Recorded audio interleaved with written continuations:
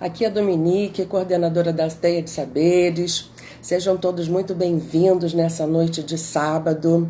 Hoje nós vamos conversar sobre a psicossomática, o que acontece com o nosso corpo de dor, como ele interfere na medicina de uma maneira geral, nos trabalhos da psicologia e o quanto ele é valoroso no trabalho da espiritual massagem desenvolvidas aqui pela Teia de Saberes.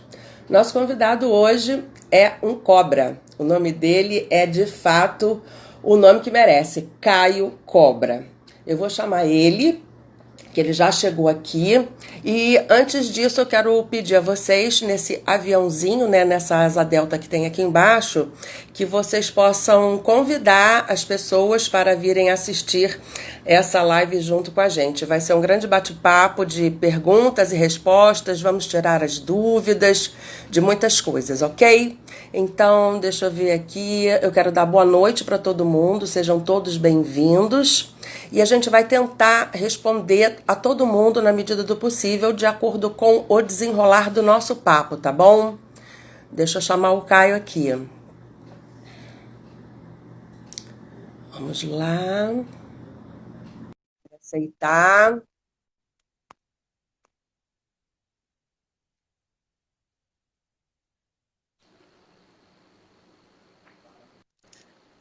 Alô? Alô! Nossa, agora que eu vi, tô todo iluminado. Eu tô iluminada, né? Boa noite, querido. Seja muito bem-vindo. Boa Eu noite. quero dizer para você e para todo mundo que está nos assistindo e que irá nos assistir também posterior à nossa live, que para mim é uma honra muito grande estar te recebendo aqui na noite de hoje. Porque eu sei que você trabalha muito, o teu tempo é muito estreito e eu te honro e te agradeço muito por essa dedicação a nós aqui da Teia de Saberes nessa noite, tá bom? Bom, primeiro A honra é assim, eu toda quero te minha. apresentar primeiro, ok? Eu fiz uma colinha aqui porque eu não quero errar nada. Olha só, minha gente, presta bem atenção. O Caio, ele é terapeuta holístico, psicossomata, parapsicólogo, estuda há 40 anos o ser humano e principalmente os processos de adoecimento pelo viés holístico, sendo um apaixonado pela psicossomática. Olha que chique, meu convidado. A sua relação é muito. A psicossomática em relação à interracional, mental e emocional. Ele é administrador no grupo do Facebook, onde o Corpo Fala, que tem quase 200 mil integrantes. Então não é pouco não, tá, minha gente? O cara sabe do que fala. E nós aqui da Teia de Saberes estamos muito honrados com esse bate-papo, viu, Caio? Seja muito bem-vindo. Muito obrigado e a honra é toda minha. Legal. Aliás, eu não sei se eu já te falei antes, mas eu adorei esse nome, né? Teia de Saber. É? Ah, que Oh, bom. tudo a ver com É tudo a holismo, né? ver. É, porque a gente vai integrando, né, esses saberes que vêm um pouquinho daqui, um pouquinho dali, e vai formando essa teia de suporte, né, de conhecimento Super para legal. todo mundo, né? Porque o conhecimento é bom quando ele é distribuído, né? Porque quando ele fica retido com Perfeito, a gente, é um desastre. Bom, mas vamos com lá. certeza. Eu quero falar assim, só que você fale para a gente um pouquinho, para quem não Hum. conhece, né? O que exatamente é a psicossomática e de que maneira ela pode ajudar o indivíduo na sua melhora como um todo, né? E aí depois a gente entra na história Vai. da massagem espiritual. Tá, legal. Psicossomática. Vamos falar do termo primeiro, porque muita gente confunde e eu gosto sempre de explicar. Psicossomática. Psico vem de psique, tá? É um termo grego Uhum. que fala que corresponde a mente ou alma, tá? Na época, mente e alma era uma coisa que eles julgavam como que tudo a ver uma com a outra. Seria mais ou menos quase como se fosse a mesma coisa. Então, psico vem de mente e alma. E o somático, gente, por incrível que pareça, não vem da matemática. Eu gosto muito de falar isso. Não é soma matemática. Somática é soma, é corpo em grego. Corpo em grego. Então, quando eu falar de psicossomática, eu estou falando da inter-relação entre essas partes nossas. A parte mental, emocional, alma, espírito, o que vocês quiserem considerar aí como mental, e a parte física. Então, a psicossomática você vai utilizar quando você estiver falando dessa relação dos dois, certo? Que, na verdade, é um só. Tudo junto e misturado. Um funciona interrelacionado o tempo inteiro, né? Os dois funcionam interrelacionados o tempo inteiro. Falando da psicossomática agora, a gente tem um histórico, né, na psicologia e tal, e até na psicanálise, de uso desse termo em várias ocasiões. Mas eu uso a psicossomática como um termo mesmo, meio um tanto mais holista, ou seja, sempre que eu estiver falando de alguma coisa que tenha a ver com o ser humano, nós estamos falando de algo psicossomático. Tá? Porque tudo tem a ver com a psique interferindo no físico. E o físico, muitas vezes, interferindo, inclusive, na psique. Tá? A segunda parte da sua pergunta, né? Como é que isso pode me auxiliar? Se eu começo a conhecer a psicossomática, ou seja, toda essa relação, mente, alma, corpo, eu começo faz parte daquele processo que a gente sempre fala de autoconhecimento. Você vai começando a se conhecer e você vai começando a perceber que sintomas, doenças, assim como bem-estares, certo? Tem tudo a ver com a nossa parte mental e emocional. Se eu estou bem, é difícil, aquela história, se eu estou bem, é difícil ficar doente, certo? Se eu estou feliz, se eu estou alegre, se eu estou satisfeito com a vida e tal, é difícil você encontrar uma pessoa assim, certo? Que esteja doente, ou que é doença. Agora, se você encontra aquela que está sempre reclamando, que está sempre insatisfeita, que está sempre para baixo, né, etc., normalmente você vai encontrar uma pessoa doente, com doenças, com sintomas. Aí você vai falar, nossa, é uma coincidência? Não, não é coincidência. Né? Todos esses aspectos acabam interferindo, tanto na parte psicológica, emocional, quanto na parte física. E é essa inter-relação que eu estudo aí já, como eu falei, há 40 anos, né? E me apaixona cada vez mais, porque ajuda muito na parte do autoconhecimento. Então, quando eu tenho um sintoma, então eu começo a perceber a que isso está correlacionado, o que eu posso fazer para melhorar isso, o que eu estou fazendo, digamos que de disfuncional na minha vida, o que não está funcionando. Tá? Eu não gosto de usar a palavra certo e errado, né? Porque assim, o que eu estou fazendo de errado, às vezes não é errado, é algo que não está funcional na minha vida, é algo que não está funcionando, algo que não está colaborando para o meu bem-estar. Nessa hora, isso vai aparecer como um sintoma. E é nessa hora que entra aquela frase, psicossomático o corpo fala, porque ele está te mostrando que alguma coisa que você está... A maneira pela qual você está lidando com a tua vida, a maneira pela qual você está lidando com certos pensamentos, etc., não está sendo legal, não está sendo funcional, não está funcionando para você. Então, se você começar a entender essa linguagem, entre aspas, que é uma linguagem quase metafórica, né, você começa a se conhecer melhor, começa a perceber teus conflitos, começa a perceber os teus problemas, as tuas angústias e tal, de uma forma muito mais clara. E por isso que eu sou apaixonado por essa psicossomática. Ai, maravilhoso. Isso tem muito a ver também com o estado de espírito da pessoa, né? Porque, conforme você falou aí, quando a pessoa tem um estado de espírito mais positivo, a tendência é que ela tenha nada ou muito pouco a ser investigado no corpo de dor, vamos dizer assim, né? Aí, em contrapartida, aquela pessoa, né, que tem um estado de espírito negativo, para baixo, depressivo, né, de pouca apreciação, ela tem uma janela ou uma estrada aí grande para que possa trazer até a própria pessoa, no corpo da pessoa, todos os malefícios dessa baixa vibração, eu diria. Né? É mais ou menos isso também? Sim, exatamente isso.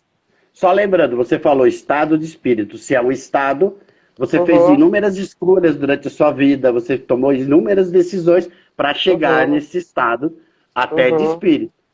Né? Algumas decisões bacanas que funcionaram, outras não muito bacanas, mais disfuncionais, algumas enganosas e assim por diante. Aí a gente, quando vai falar do sintoma, fica mais fácil a gente tentar localizar isso. O que foi disfuncional, o que estava disfuncional, o que não está legal. Aonde está a minha capacidade, onde está o meu limite? A gente vai entrar nisso agora aí, nas perguntas e na nossa conversa. Exatamente. Primeiro eu quero dar, assim, antes da gente começar nesse bate-bola, né, das perguntas e das respostas, eu quero agradecer a presença de todo mundo aí que está nos acompanhando, tá? Falar que agora que vai começar a esquentar, bota lá essa asa delta, essa setinha, chama todo mundo para ouvir o Caio. E antes do Caio começar a falar, né, essa coisa que está todo mundo ansioso para perguntar o que é isso, o que é aquilo, eu quero só falar um pouquinho sobre o trabalho da espiritomassagem que vem do Instituto de Esalen, onde eu fiz a minha formação. Por que a psicossomática o que a psicossomática tem a ver com a espiritomassagem? É bem simples. No trabalho da espiritomassagem, que é um trabalho de cura realizado através das intenções de cura e espelhamento do paciente, então eu vou retirar o acúmulo energético de densidade negativa através da entrevista, né? Que esse paciente vai me contar de como que é a vida dele, o que ele faz na vida dele, aonde estão as dores no corpo físico, né? E aí quando a gente começa a trabalhar energeticamente em cima desse corpo, principalmente com o toque, aquele corpo entra numa catarse espetacular, né? O choro brota e depois a pessoa fala assim, nossa, eu não sabia que eu estava tão ruim. E aí a gente devolve a pergunta, né? O que isso representa? Que emoção foi essa? Que história foi essa que estava no teu corpo? Aí a psicossomática é perfeita. E eu te acompanho há muito tempo e ó, tenho uma colinha, né? Eu tenho um livrinho com uma colinha que eu passo para minhas alunas, aliás, elas estão aqui nos ouvindo. Hoje nós tivemos aula, inclusive, da espiritomassagem e a gente falou muito sobre isso, né?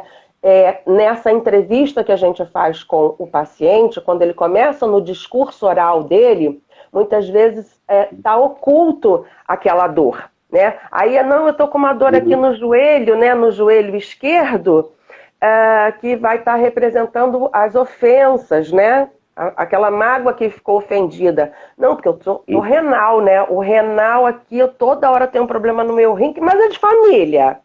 E a gente sabe que o rim é o órgão do medo, né? Então, aonde é que está essa paura que faz com que esse órgão entre em sofrimento para denunciar para a pessoa, falar, olha, aqui essa região, isso aqui não está legal. Então, a psicossomática, ela revela, né, ela codifica, me corrija se eu estiver errada, ela codifica isso que o órgão está falando para a gente. É isso, Caio? Isso. Ai, que maravilha. Que bom, fico feliz. Então eu tenho uma pergunta. Vou começar. Olha aí, pessoal, nós temos aqui, olha, 26 pessoas. Vamos convidar a galera aí, hein? Eu vou começar a abrir aqui para fazer as perguntas para o Caio, tá? Tá bom nessa hora, Caio? O que você acha? Manda bala. Então vamos. Eu quero perguntar... Toda hora. Toda hora é hora, isso é ótimo. Eu quero perguntar para você o que a psicossomática fala em relação aos processos de coluna. Porque, assim, eu ousaria dizer que 90% da população mundial sofre algum tipo de problema na coluna, né? Ou é hérnia de disco, ou é desvio, ou é na cervical, na lombar, né? É sempre uma história na coluna.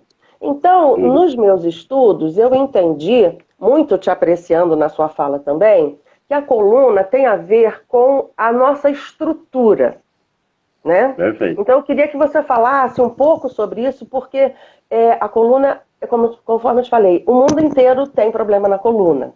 O que isso representa, Caio? Como você bem falou, a coluna é nossa estrutura. Sem ela, nós seríamos uma espécie de uma geleia, né? Uma gelatina. Às vezes eu fico brincando com isso, né? Imagina você sem coluna ou sem ossos, né? Você seria uma geleia, você não teria sustentação, certo? Você não teria firmeza, digamos assim. E o que dá a nós sustentação na vida para viver, certo? São os nossos princípios, são as nossas crenças fundamentais, certo? Que são passadas normalmente numa primeira instância, digamos assim, por quê? Pelos nossos pais, pela nossa família, certo? Então, se eu tive uma estrutura, digamos, não precisa ser uma estrutura, não é a questão de estrutura boa ou má, tá? Mas se teve uma estrutura que me capacitou a lidar com as coisas da vida, certo? Digamos assim, de referências bacanas. E podem ser referências ruins ou boas, tá? Que que muita gente vai se confundir agora no que eu estou falando, mas não importa muito. Mas se eu tive essas referências, eu tenho como administrar isso na minha mente. Tá? Tanto referências boas quanto referências ruins. Então, a coluna faz o que faz parte, o que estrutura ela, o que mantém ela saudável. É que eu tenha boas referências concretas, referências confiáveis. Tá? Quais são referências? É o que eu acredito em relação à vida, o que eu acredito em relação ao outro, o que eu acredito em relação à felicidade, o que eu acredito em relação a trabalho, o que eu acredito em relação à família, o que eu acredito em relação à vida, de uma maneira geral. Essas crenças todas, tá? E crenças não confundam com fé, que não tem nada a ver com fé. É aquilo que eu acredito de verdade, aquilo que são verdades para mim. Se eu tenho essas verdades concretizadas na minha mente, tá? Que eu não tenha muitos conflitos em relação a isso e tal, eu vou ter uma coluna firme, tranquila, funcional, aí, etc. Na coluna geral, tá? Eu acho que a descrição é essa. E aí a dor na coluna vai me dizer, por exemplo, aonde dói na coluna, aonde eu tenho uma sobrecarga, por exemplo, aonde essas referências não estão mais funcionando direito. Aonde isso está de uma forma sobrecarregado ou me falta recurso. Entendi. Mental e emocional. Beleza. Bom, aí aqui, vamos lá então. Aqui começou a Camille, disse que chegou a minha hora para brilhar. KKKK, tenho muitas perguntas. Então vamos lá, Camille, qual é a sua pergunta, amada?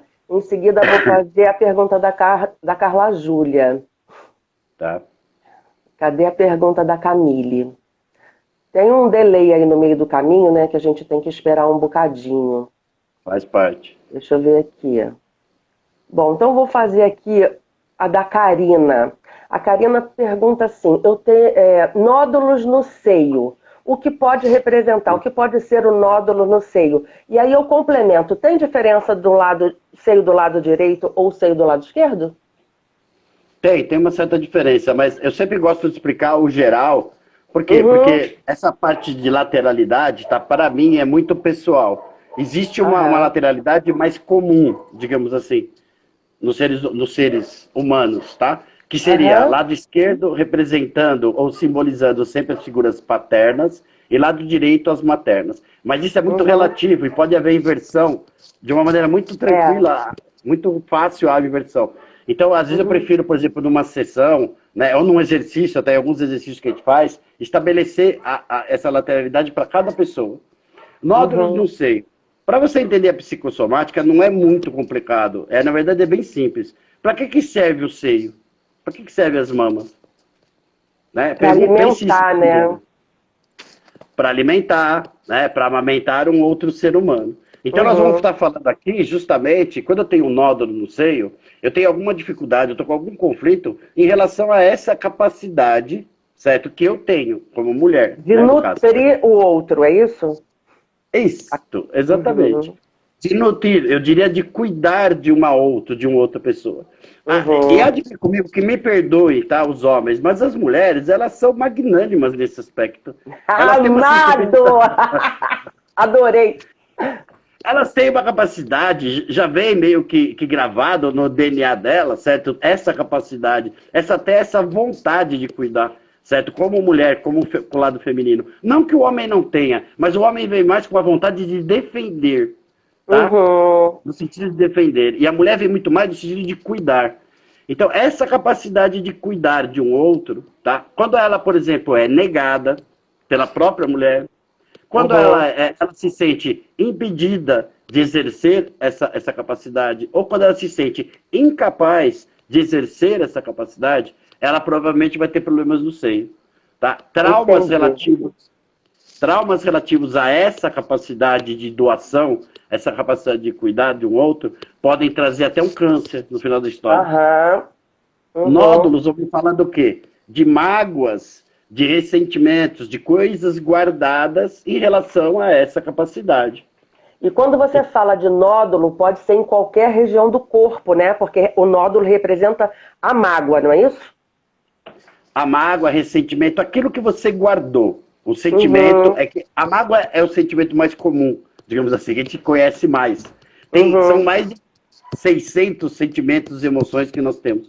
Mas Uau. basicamente a mágoa, tudo que eu guardar comigo, tá? Até uma raiva guardada, ela pode criar um nódulo, tá? Pode se tornar um nódulo. É que normalmente a mágoa, a raiva, como é uma coisa mais agressiva, ou seja, existe aí uma sensação, né, de querer punir ou querer, de uma certa forma, dá para entender, né? Uma sensação ruim em relação à raiva. Então, provavelmente esse nódulo ou até esse tumor e tal vai se transformar em algo maligno, tá? Quando eu tenho uma mágoa guardada, por exemplo, pode se tornar, por exemplo, um tumor benigno, tá? Que não vai dentro da medicina. Então, resumindo, nódulos, cistos, tá? Tem muito a ver com aquilo que eu guardo para mim. E só para saber, tá? Homem também tem mama. Essas mamas aqui também existem, tá? E também tem nódulos, às vezes, na mama. Então, quando o homem tem alguma dificuldade nesse aspecto, também surge nele, tá? Nódulos e cistos nas mamas. Deixa eu te perguntar uma coisa. Quando você fala isso e tem um indivíduo, né, que está com essa problemática, mas que ele não tem essa lucidez dessa mágoa, porque é uma pessoa positiva, porque é uma pessoa para frente e tal, mas que ela não identifica essa mágoa emocional, o ideal é que ela possa fazer um trabalho com um terapeuta, né, com um psicólogo, para descobrir aonde é que está essa mágoa, né? Para que através desse trabalho, né, bem dirigido de um psicólogo, ela possa encaminhar aí 50% dessa cura, né, a partir do entendimento e da descoberta daquilo que causou esse cisto, esse nódulo no corpo dela. É isso? É por aí? Perfeito. Perfeito. Ótimo. Então vamos lá, que temos muitas perguntas. Temos aqui a pergunta da professora Flávia Brito. Quando aparece um cisto no ovário, o que isso representa? Aí vamos falar ovário, vamos falar trompa e vamos falar de útero, né? Então, quando o cisto aparece aí, significa mais ou menos a mesma coisa que os nódulos no seio ou não? Parece ser, às vezes, até a mesma coisa, mas é bem diferente. Ali no seio nós falamos do quê? Da capacidade de cuidar de um outro, certo? Essa capacidade de doação que a mulher tem. No útero, quando nós falamos de aparelho reprodutor, tanto feminino quanto masculino, nós estamos falando da capacidade de criar, da capacidade de gerar. Seja um feto, seja uma nova situação na vida dela, seja uma coisa nova, qualquer coisa nova na vida dela. Tá? A pessoa tem bastante dificuldade de criar essas situações novas, qualquer coisa nova na vida dela. Gerar, criar. Essas duas são as palavras-chave da parte do sistema reprodutor. Então eu tenho algum conflito nesse aspecto. Eu posso estar me sentindo impedido de gerar algo na minha vida novo. Eu posso estar sentindo incapaz de gerar algo novo. Eu posso estar me sentindo de várias maneiras, de uma forma negativa em relação a esse criar, a esse gerar. Então você vê que primeiro nós estamos falando de cuidar de um outro. Até é um sentimento direcionado para uma pessoa específica, às vezes. Certo? Quantas pessoas... Algumas vão se identificar rápido. Quem tem nódulo nos seios, por exemplo, muitas vezes tem mãe e pai doentes, que ficaram doentes e tal, e se culpa por não ter cuidado o suficiente daqueles pais e tal. Essas pessoas, provavelmente, se elas se culpam e tal, elas guardam isso e nódulo no seio aparece. Entendeu? Maravilha. Já no útero, nós estamos falando de uma coisa mais ampla. Nós estamos falando de gerar, de criar de uma maneira bem mais ampla em relação à vida dela. Não precisa ser obrigatoriamente direcionado isso para um outro, mas pode ser para ela mesma, a dificuldade dela mesma em gerar. Principalmente uma nova situação na vida dela. Tá? Essa é a grande dificuldade aí que pode gerar cistos e nódulos no aparelho reprodutor. Maravilha. A de Andréia está perguntando aqui sobre dores de cabeça, né? Essa galera que tem muita dor de cabeça, muita enxaqueca, o que é que isso representa? Deixa eu só, antes de você responder, deixa eu só falar uma coisa, gente. Com certeza eu não vou conseguir responder a todo mundo. Hoje nós só teremos uma horinha com o Caio, que ele gentilmente abriu o sábado da família dele para estar aqui com a gente. Fico muito grata por você estar aqui nesse momento, tá, Caio? E certamente, se eu não conseguir responder todas as perguntas, que é o que eu acho, a gente vai fazer uma live durante a semana e aí vocês fiquem atentos, né? Lá no grupo da Teia de Saberes, no perfil da Teia, que pode ser que a gente consiga fazer uma outra live. Quem sabe, né, Caio? Bom, então vamos responder a de Andréia, que perguntou sobre a dor de cabeça, enxaqueca, essas coisas. De novo, lembre-se sempre disso. Aonde é a dor de cabeça? Aonde é a enxaqueca? Cabeça, cérebro, a gente chama a morada do racional. Uhum. É a maquininha que racionaliza as coisas. Então, se eu tenho uma dor de cabeça e tal, aliás, eu sou um ex-enxaquecoso, né? Há 25 anos atrás, eu tinha dor de cabeça assim, Severa. Uhum. Até o dia que eu comecei a exercer, ou melhor, praticar aquilo que eu já sabia. Isso é importante, né? A gente tomar o conhecimento e praticar ele, né? Com certeza. Na verdade, eu percebi... É isso, eu percebi que eu estava racionalizando demais a vida, demais as coisas, que a tudo eu queria entender, a tudo eu queria ter respostas lógicas, assertivas. Né? E quem está me ouvindo agora que tem dor de cabeça já está começando a se identificar. Para tudo eu tinha que ter uma resposta assertiva, eu tinha que ter uma resposta correta, eu tinha que agir da mesma maneira. Tá? Era um cuidado, é como se eu pisasse em ovo todos os dias. Tá? Ai, principalmente que coisa chata, né? Que cansaço, hein? Bastante. E isso tudo sobrecarrega o quê? O racional. O racional. Cérebro. Junta isso um pouco de perfeccionismo, que todo racional tem, né? E, por conta disso tudo, bastante irritabilidade, porque você se cobra muito, você quer muita assertividade, não só tua, mas também dos outros, e você acaba vendo que isso não acontece, e acaba se irritando bastante. Vai mexer com outro órgão que a gente conhece bem, eu e você, que é o fígado. O fígado vai se sobrecarregar. O fígado vai se sobrecarregar. Vai causar aquele edema, aquele inchaço. Ô, meu pai. Vai inflamar tudo e principalmente essas veinhas aqui dentro, que são muito delicadas na cabeça, né, do cérebro, e que é o que vai fazer a tua cabeça doer. Então, e o legal da dor de cabeça é isso, né? Ela chega num estado tal que você é obrigado a deitar. Se tem você fica até super sensível, até a luz, a sons, tudo, porque o cérebro não está aguentando mais lidar com tudo que acontece à volta dele. O racional está totalmente sobrecarregado. Junta com a irritabilidade do fígado, a inflamação geral do organismo. Aí a pessoa é obrigada a quê? Dar um tempo, ficar fechadinha no quarto, né? Se afastar de tudo e de todos, para que isso dê uma amenizada. Não que vai melhorar de 100%, vai dar uma amenizada. Final da história. Para melhorar tem que dar uma relaxada, não ser tão perfeccionista, não tão exigente, né? Levar a coisa com mais fluxo, não tão racional. Beleza. Perfeito. Bom, temos aqui a Marcinha. Está perguntando, fale um pouco sobre gases no estômago. Gases em todo canto, né, amada? Vamos lá. Muitos pensamentos, né, Caio? Sistema digestivo, né, em geral. Mas eu vou falar do gases especificamente, tá? Não vou ficar falando de tudo o tempo inteiro, que daí fica até chato. Gases, eu rumino muito, certo? Aquilo que acontece à minha volta. Eu tenho muita dificuldade. Então, eu tenho muita dificuldade, às vezes, em aceitar determinadas situações da minha vida. Então, eu fico pensando e repensando naquilo. Ai, mas e se eu tivesse feito isso?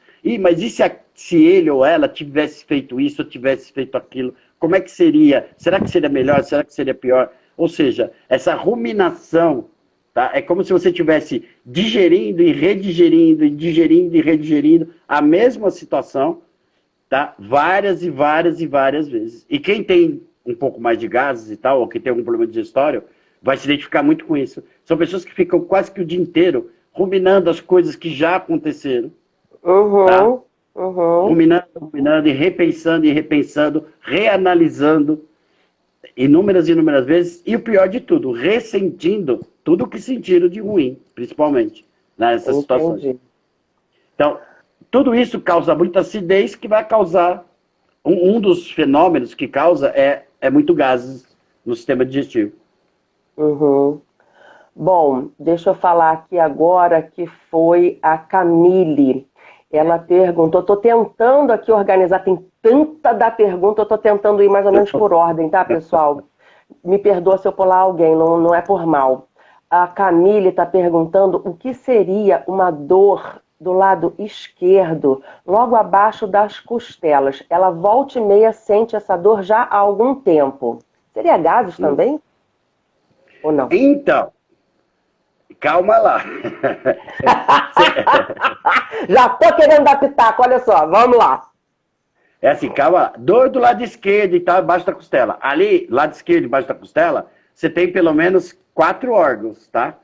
Então, nessa hora, eu falo para todo mundo, é muito interessante você ir na medicina convencional, tá? Identificar exatamente aonde está essa dor, qual é o órgão que está. Pode ser aí vesícula, né? Pode ser o próprio fígado, pode ser parte intestinal, pode ser um canalzinho que tem ali, ainda está ali, acho que está ali, talvez pode ser até ureter, que é um canalzinho que liga o rim à bexiga, tá? Então, pode ser várias coisas aí, ok?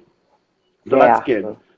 Então, nessa hora, eu preciso, ou melhor, né, para precisar melhor, ou para dar uma indicação para ela, ou para até uma leitura para isso, eu preciso saber qual é o órgão que está doendo mesmo, tá? Não é só ali, mais ou menos aqui. Então eu vou falar, então mais ou menos eu não sei o que é, eu preciso saber qual é o órgão que está doendo, tá? Entendi. Mas, pela pergunta dela, assim e tal, eu acho muito provável que tenha a ver com vesícula, que normalmente é o órgão que mais dói. E se for vesícula, a gente vai estar falando, a palavra-chave da vesícula, tá? Aí ela vai identificar, e agora a gente talvez descubra assim, né? Quando uma pessoa se sente muito injustiçada. Perfeito! Perfeito! Adorei, Jesus. Olha lá. Se para ela bateu, então nós já sabemos até que é vesícula. Tá? Pode só confirmar depois do médico. Mas se ela é uma pessoa que sente extremamente, mas aí é uma injustiça forte, tá? Um sentimento muito forte. De injustiça. Sim. Normalmente o sentimento, a emoção que mexe muito com vesícula. Tá? Vamos ver só para dar o norte para ela. Tá show. A Carla Júlia pergunta, a respiração profunda faz parte da massagem? Sim, sem dúvida nenhuma. Depois deixa eu só aqui colocar aqui, a dor de cabeça podem ter a ver com depressão e pensamentos negativos e acelerados. Sim. Bom, deixa eu só responder aqui sobre a massagem espiritual para Carla Júlia. Sim, no trabalho da massagem espiritual, quando chega alguém aqui para fazer a massagem, a primeira coisa que a gente faz é uma entrevista. Né? Então tem uma oralidade da história do indivíduo que ela vai colocar ali para fora. Naquele momento, a gente já orienta a pausa e a respiração. Depois que ela vai para a maca, ela começa a respirar com a boca entreaberta, assim, ó. Tá? Entreaberta para que possa permitir o fluxo, né, de vai e vem como uma marola percorrer por todo o corpo. Porque nesse momento em que a gente limpa o corpo, injeta energia pelo occipital, né, através das nossas mãos no occipital da pessoa, e que a gente coloca essa energia, o que acontece? O corpo começa a denunciar. E essa denúncia só pode ser realizada através da respiração profunda e pausada. Então, a respiração faz parte durante todo o processo, até o final. Aí, no final, respira tanto que relaxa e dorme. Vamos lá. Deixa eu ver mais uma aqui. Será que eu perdi a ordem? Cálculo renal se relaciona com mágoas da vida? É a Tati que pergunta. Cálculo renal. Vamos lá, Caio. Pode também se relacionar a isso, tá? Mas não é, digamos, o fator principal. Se a pessoa for uma pessoa que tem muita mágoa, aí sim. O rim, o que ele é? Palavra-chave do rim, é o nosso filtro. Tá? É ele que filtra. Se ele filtra o quê? Filtra o sangue. Sangue é vida. Sangue meu é o fluir da vida em mim. Certo? Então, o rim serve para quê? Para filtrar esse sangue. Tá? E o que é, então, esse filtro? O que nós estamos falando, né, na parte mental e emocional? Filtrar as minhas emoções, filtrar aquilo que é bom, aquilo que é ruim para mim. certo? Uhum. Aquilo que é legal, aquilo que não é legal, e assim por diante. Então a mágoa não é um sentimento muito agradável, né? Não é muito saudável você ficar magoada numa situação ou por alguma coisa que alguém te fez, etc. Então se eu tenho um excesso aí de mágoa, então eu vou automaticamente produzir uma série de substâncias do meu organismo. E essas Uhum. substâncias vão ficar em excesso. Quem deveria filtrar isso, essas substâncias? O rim. Se o rim não dá Uhum. conta, se o rim não dá conta, essas substâncias acabam se aglutinando no próprio rim, formando os famosos cálculos renais, que são, se eu não me engano, 5 substâncias. Podem ser, né, de 5 substâncias diferentes. Então eu Uhum. diria que a principal de todas seria a substância que é gerada pelo medo, tá? Que é a maior Uhum. causa de cálculos renais, são nossos medos e inseguranças. Esses sim causam 24 horas por dia, às vezes, um excesso de cortisol, de adrenalina, neuroadrenalina e uma série de substâncias no organismo que acabam permitindo com que o rim, permitindo não, né? Favorecendo com que o rim aglutine essas substâncias lá e forme os cálculos. Tá, Renato? Uhum. Então, o primeiro Maravilha. sentimento, todo sentimento em excesso, então, ele pode me causar pedras no rim. O principal de Ótimo. todos, medo e insegurança. Mágoa, eu diria que é o terceiro lugar. Aí, Uhum. dá para formar pedra no rim. Tem a raiva, que está sempre ali junto com o Sim. medo. É, prima irmã, né? Prima irmã. Bom, temos Sim, aqui a Marilda, está perguntando como descarregar o emocional, diminuindo essa racionalidade. Eu acho que tinha a ver com a pergunta da de André sobre dor de cabeça, eu acho. Como isso. descarregar o emocional, diminuindo essa racionalidade? Amada, diminuindo a racionalidade, sendo mais relaxada, eu penso, né? Sim. Na verdade, assim, quando você está num. Você tá, eu vou falar uma coisa que eu gosto, né? Mas você está, por exemplo, num parque, ou está num campo, certo? Na Uhum, grama, sentindo o vento bater na tua cara, tá? Olhando para o céu azul, com nuvens ou não, procurando o ursinho na nuvem, certo? E tal, você não está usando o teu racional, você está sentindo, você está vivendo, você está se ligando, digamos assim, à natureza, ao mundo, tá, e tal. Você não está precisando entender por que aquela nuvem está lá, né? Ou por que aquela uhum, grama cresceu, ou por que aquela flor está ali. Você está olhando, você está admirando, né? Você está em terceira pessoa, eu falo. Você uhum, está como se estivesse admirando a vida, admirando a natureza, admirando. Esse é o segredo para você não racionalizar tanto. O racionalizar seria assim: nossa, essa grama tá. Por que essa grama tá alta? Ou por que essa árvore cresceu desse jeito? Ou por que hoje o céu tá azul? Quando você começa a perguntar por que as coisas são, ou por que são assim, porque assado, você está racionalizando. uhum, No momento que você está admirando, que você está só sentindo, que você está só como observador da vida e da natureza, você está tirando o teu racional cada vez mais. Você está sentindo, simplesmente sentindo, certo? Sentindo parte de um todo, sentindo parte de você mesmo, muitas vezes, que às vezes a gente esquece da gente de tanto racionalizar. Então, racional, perguntas, perguntar, querer entender, certo? Isso é racional. Sentir, vivenciar, curtir, admirar. Nós estamos falando do lado emocional, estamos falando do lado mais espiritual, do lado mais uhum, sensível. Né? Estamos uhum. tirando fora essa parte racional. É isso aí. Aqui na Teia de Saberes, todos os trabalhos que eu realizo aqui, eu sempre abro os trabalhos e termino os nossos trabalhos com um círculo de Talking Stick, que é o bastão da fala das tradições nativas norte-americanas, né? Então, quando a gente começa a falar, eu sempre oriento o seguinte: presta bem atenção da onde vem essa fala, se vem da mente ou se vem do coração. E não esquece, não, que Boa. a fala da mente só vem da mente porque ela mente, senão ela se chamaria verdade. E a fala que vem do Boa. coração é a fala do sentimento. Então vamos projetar, né, nessa tela aí os nossos sentimentos para que a gente possa trazer a nossa presença.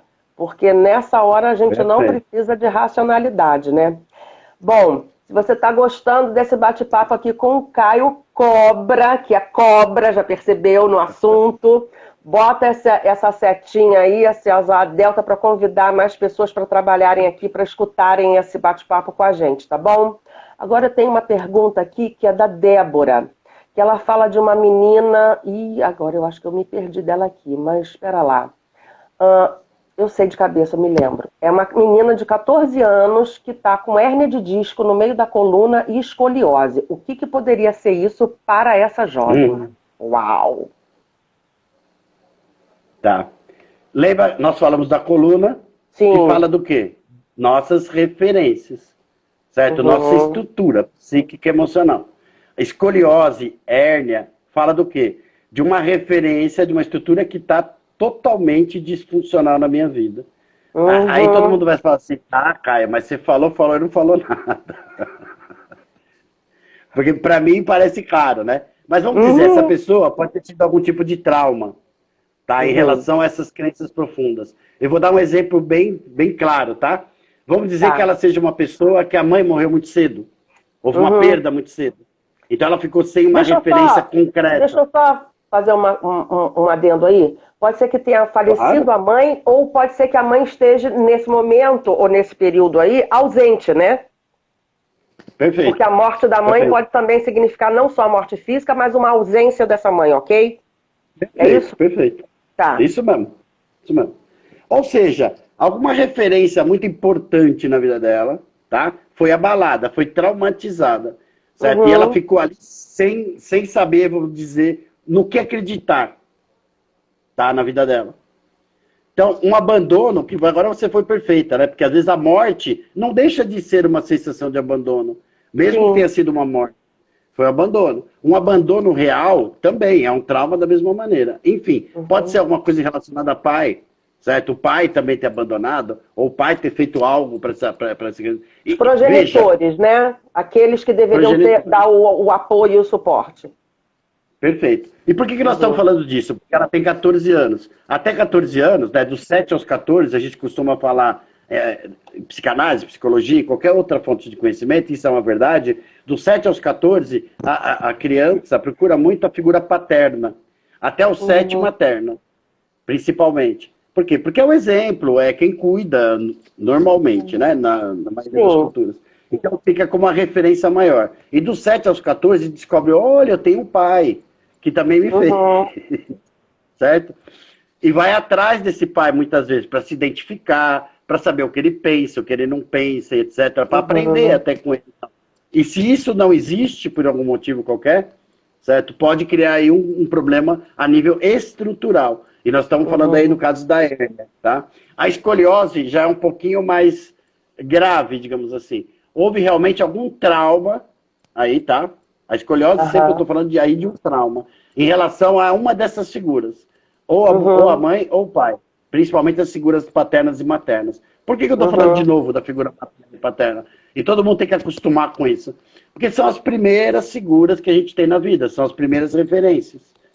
Tá? Então por isso que elas são tão importantes. Final da história, escoliose, ela não falou exatamente o local, né, no meio. No meio. É no meio. Então, é que o meio é complicado, né? Assim, o meio tem muito lugar. Linha da cintura. Desculpa, eu que na cintura?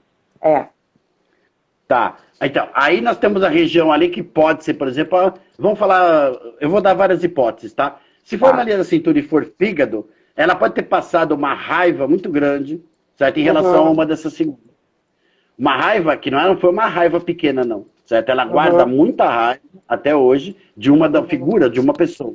Se for mais para baixo, lá na linha do medo, ela guarda muito medo relativo, por exemplo, a uma situação da vida dela, ou alguém da vida dela, etc. Se for mais para cima, mais na linha dos pulmões, né? Mais para cima, aqui já na parte torácica e tal, pode se guardar uma mágoa muito grande, certo? Ou um sentimento de impotência, de incapacidade muito grande. Tá? Em relação ao que é a vida, sempre vamos falar da vida, a vida dela, tá? Então, algum trauma relativo a isso, e assim por diante.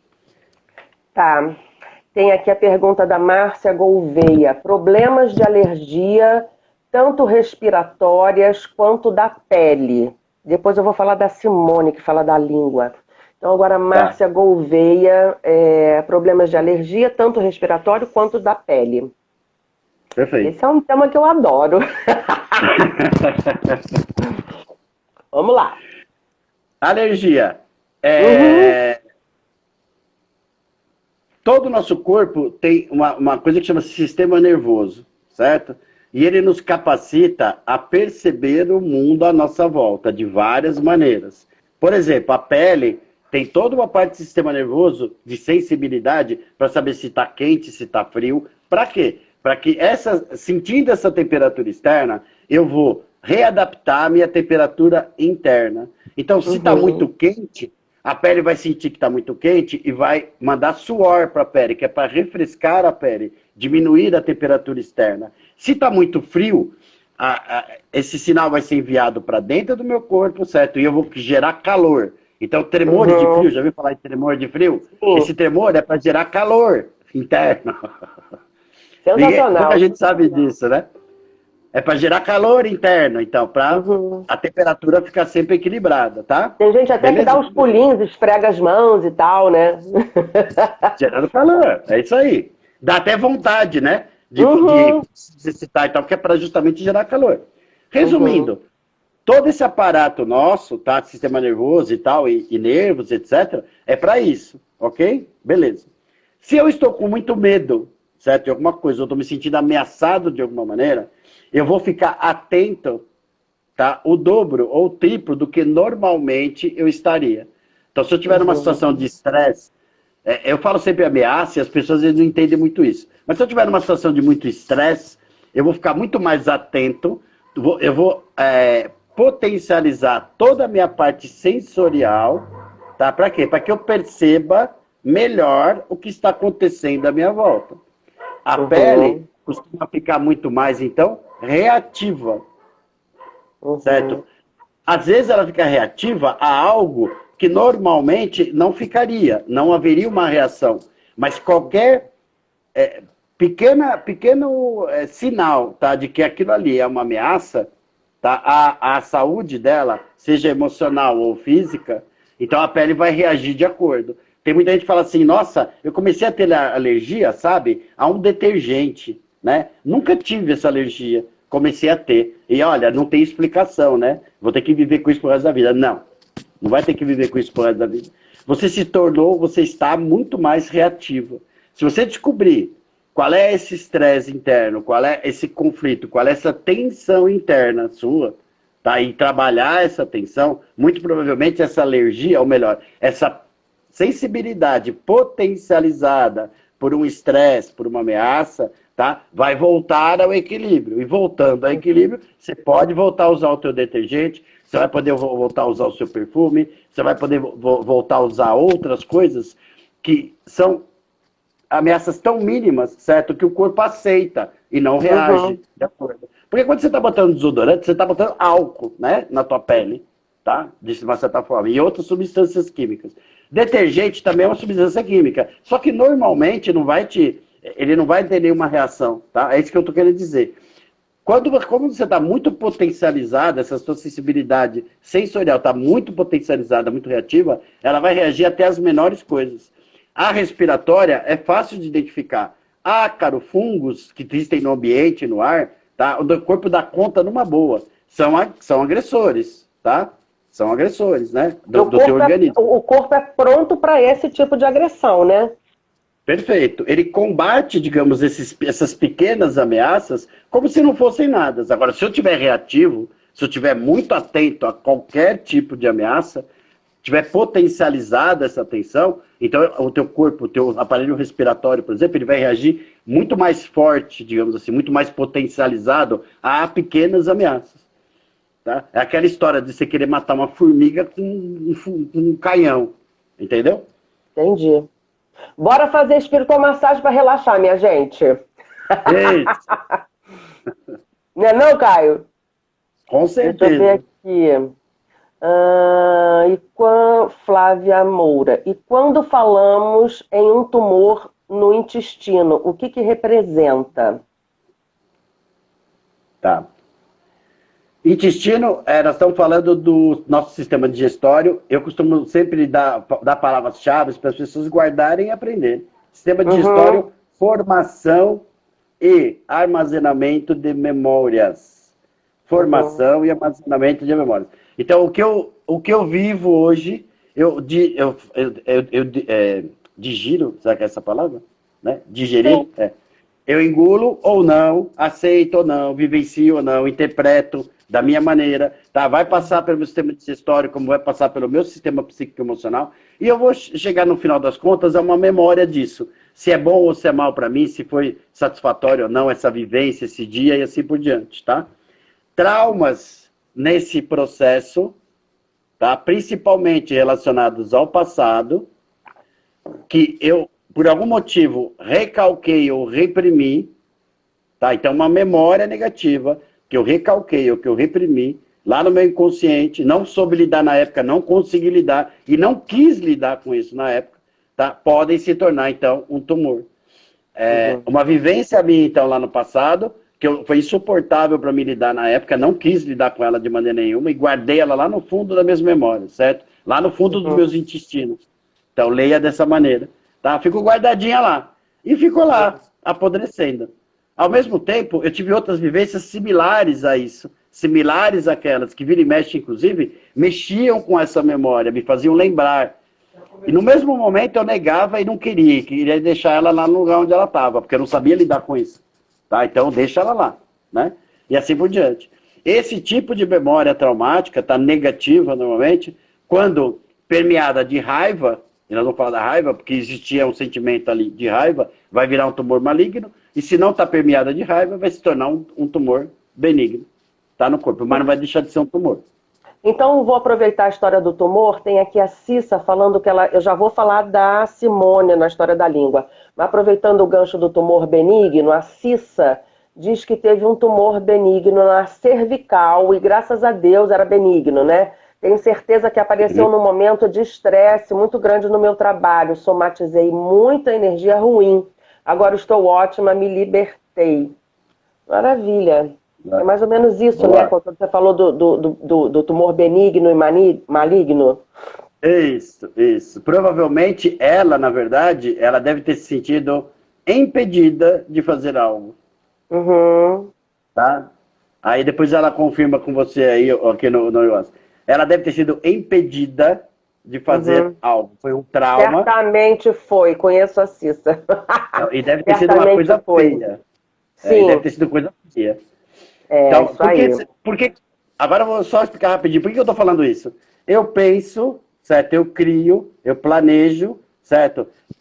Passa por aqui e eu vou agir. Braços, tá? Então essa energia vai passar pelo meu pescoço, passar pela minha cervical, vai ser distribuída para os braços para eu poder agir, para eu poder fazer alguma coisa. Braços, ação, tá? Braços, ação.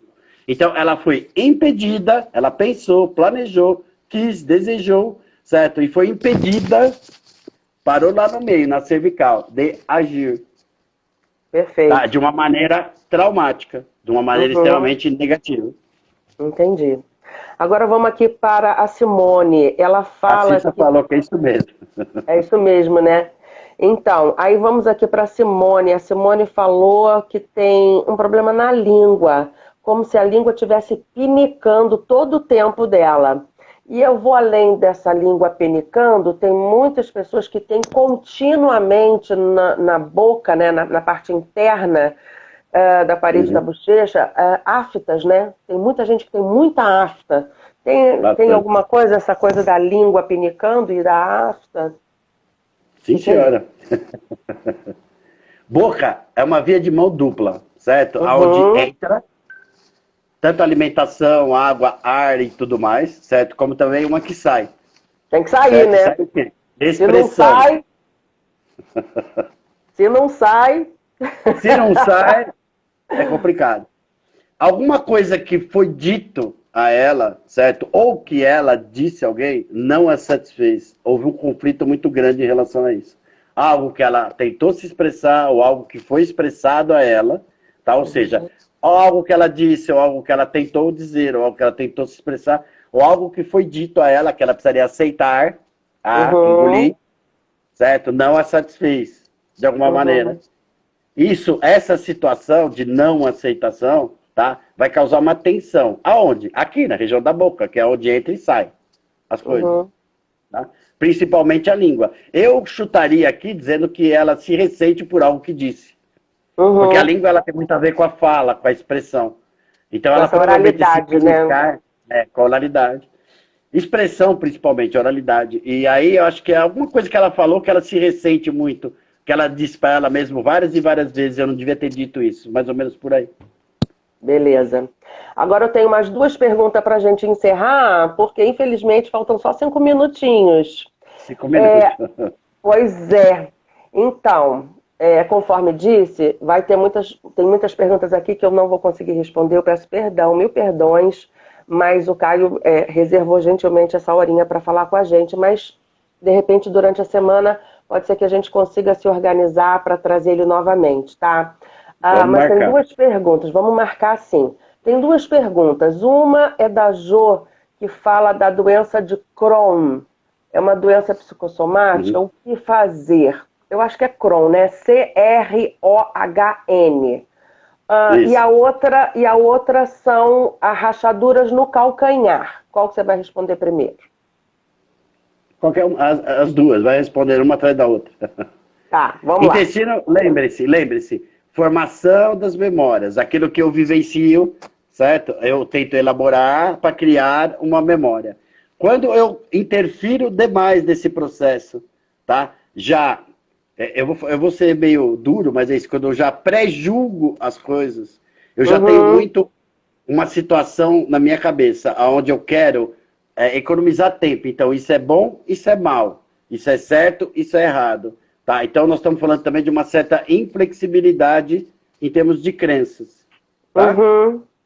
Então, quando eu lido muito com certos e errados, bons e maus, etc., eu provavelmente vou ter uma doença de Crohn. Eu deixo de reavaliar determinadas situações, certo? Ou deixo até de vivenciá-las de uma maneira mais ampla, mais irrestrita, como se fosse sempre uma coisa nova. Não. Por algum motivo eu não quero isso. Eu estou cansado de sofrer, eu já me magoei muito, eu já fiquei muito irritado e tal. Então eu quero agora meio que estipular o que realmente vai me fazer bem ou não, tentando não sofrer. Essa maneira de pensar, tá, é o que vai me causar uma doença de Crohn, que vai afetar os dois intestinos, tanto o delgado quanto o grosso. Uma maneira de pensar muito rígida em relação a certos e errados, bons e maus e assim por diante. Tá acabando o nosso tempo. Vamos pro calcanhar. Pé, calcanhar. Calcanhar é onde eu firmo o meu pé no solo, aonde demonstra também, onde eu sinto todo o meu equilíbrio. E aí eu estou falando do equilíbrio de uma forma geral e ampla. Tanto a parte emocional, quanto física e quanto espiritual. Tá? Se eu tenho alguma dificuldade em qualquer um desses aspectos que me desequilibra demais, provavelmente eu vou ter sintomas no calcanhar. Caio, amei a sua participação. Você é um querido, tá? Seja sempre muito bem-vindo. Foi uma honra para mim, foi um prazer para todos nós te ouvir. E vamos deixar aqui firmado um compromisso para a gente poder fazer uma outra live gostosa como essa, tá? De repente, durante a semana, eu vou me organizar aí com as minhas aulas, você aí com a tua turma também. E sigam o Caio Cobra, tá, minha gente? Porque ele é um cara bacana, já deu para perceber, né? E tudo isso que a gente falou na psicossomática, a gente também trata, além da psicologia, na massagem espiritual. Com o chamamento da presença, com a limpeza e com a consciência do que está representando aquilo ali no meu corpo, tá? Então sejam todos bem-vindos também para a formação de curadoras da massagem espiritual e acompanhem o Caio. Caio, Deus te abençoe, te aumente, te projete, te faça cada vez mais feliz e cada vez mais sabedor para compartilhar tudo isso aqui com a gente, tá bom, querido? Obrigado. Obrigado e agradeço também a honra de ter participado aqui, que essas trocas sempre são muito, muito, muito boas. Amém. Tá? Então vamos combinar. Fica de olho aí, tá? Na Teia de Saberes. Muito obrigada pela presença de todo mundo. Um ótimo final de semana. E pra semana a gente se encontra de novo, tá bom? Ó, beijo. Valeu. Obrigada, Caio. Obrigado a você. Tchau.